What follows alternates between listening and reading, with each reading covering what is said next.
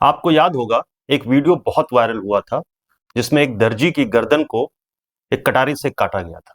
उसके बाद वो युवक इसको कबूल करते हुए कि हमने इसको काटा और किस वजह से काटा, ये चीजें सब आई थी सोशल मीडिया पे, मीडिया में भी आई थी। करीब 3 साल हो चुके हैं इस घटना को।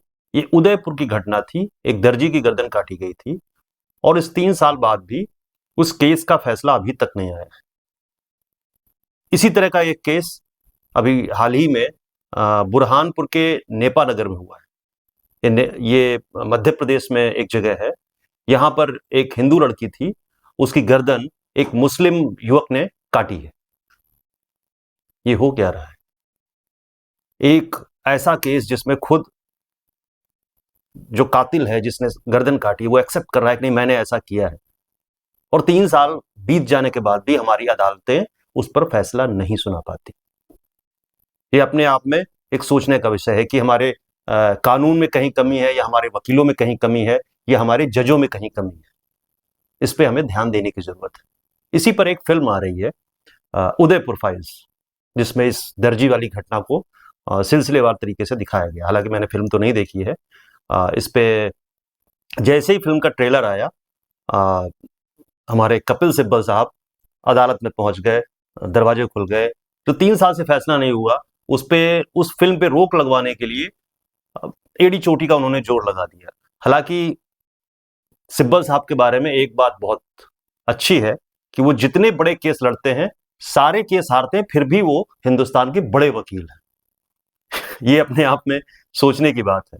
खैर, जैसा कि वो करते हैं, ये केस भी उन्होंने हारा और फिल्म 8 अगस्त को रिलीज होने जा रही है थिएटर्स में। तो आप लोग देखिए और सोचिए कि ये हो क्या रहा है।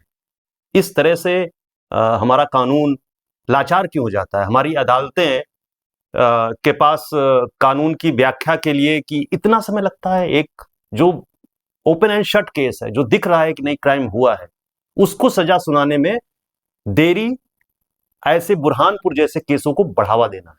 तो कहीं ना कहीं इसके लिए अदालतें भी जिम्मेदार हैं, वकील भी जिम्मेदार है, इस देश का कानून तो जिम्मेदार है ही।